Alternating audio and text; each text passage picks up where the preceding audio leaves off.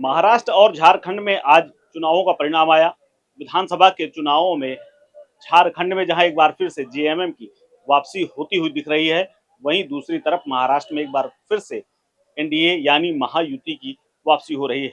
मैं इस वक्त दिल्ली में खड़ा हूं और यहाँ क्या माहौल है इस जीत को लेकर के। क्या नाम है भैया आपका? और महाराष्ट्र में बीजेपी फिर से आ रही है और झारखंड में हालांकि नहीं आ पा रही, किस तरह से देखते हैं आप लोग? ये महाराष्ट्र में तो बीजेपी ही आने वाली थी। ये पहले से हमको मालूम था, क्योंकि वहाँ ने महाराष्ट्र में जो बहुत सारा विकास हुआ है, बराबर। और जो लाडली बहना योजना जो उन्होंने स्कीम चलाई है, तो वहाँ पे बहुत सारे महिलाएं बहुत खुश है, क्योंकि उनके हर अकाउंट में उतने पैसे आ रहे हैं।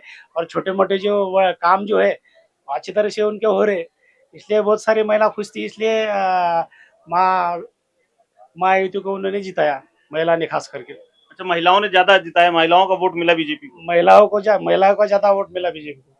अच्छा, आप भी आप महाराष्ट्र से हैं? महाराष्ट्र। अच्छा, किस लिए क्यों जीत गई बीजेपी? क्या लग रहा है आपको, क्या वजह थी वहां पर जीतने की? इसकी दो वजह है। एक, आपलं सरकार आपल्या घरात हम्म, अशा पद्धतीने शिंदे सरकार आणि फडणवीस सरकार यांनी राबवलेलं आहे.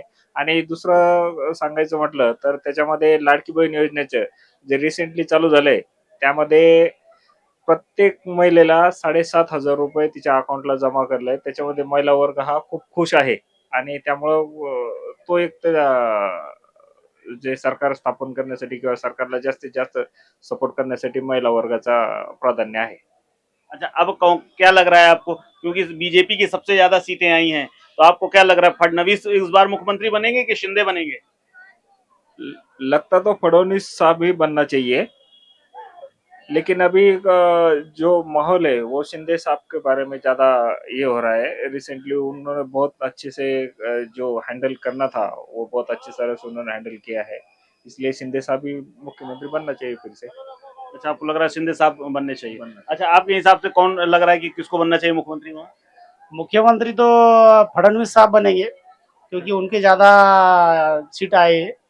वैसे तो पहले शिंदे साहब को बनाने वाले थे, तो पहले से ऐसी चर्चा थी, लेकिन अभी उनके ज्यादा सीट आए तो वो छोड़ेंगे नहीं, क्योंकि वही मुख्यमंत्री बनेंगे, ऐसा 100% है।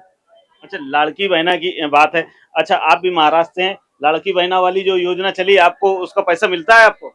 हाँ सर, महीने में मतलब 7,500 तो मिले हैं। अभी नेक्स्ट ये महीने में कितने मिलते हैं वो तो नहीं पता, पर अब मिलेंगी जरूर।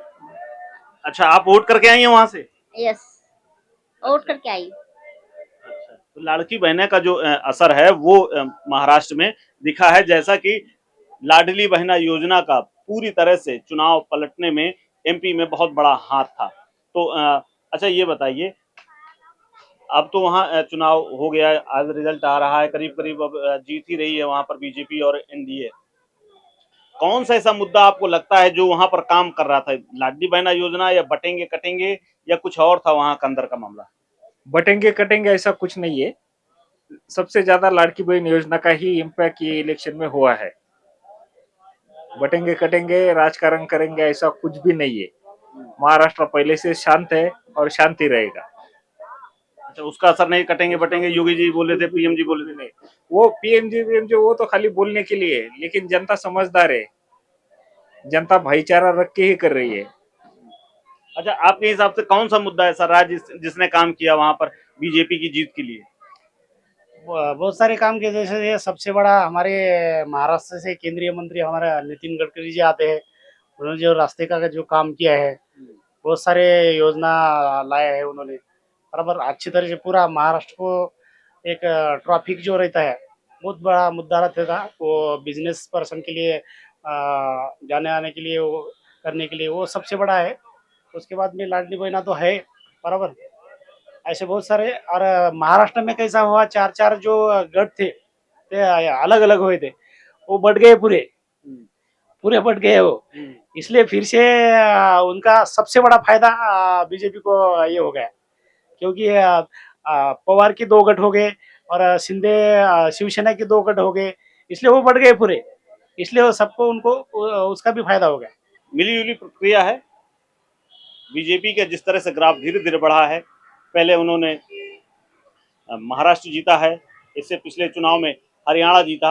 अब जो दिल्ली का चुनाव है और जहां पर इसके अलावा बिहार में भी चुनाव है, जहां पर बीजेपी की यानी एनडीए की सरकार है, वहां पर नीतीश कुमार के नेतृत्व में अभी ये दोनों स्टेट पब्लिक की सबसे बड़ी दिलचस्पी होंगे, क्योंकि यहीं पर चुनाव है और इससे क्लियर हो जाएगा कि आने वाला भविष्य किस तरह आगे चलेगा राजनीतिक तौर पर।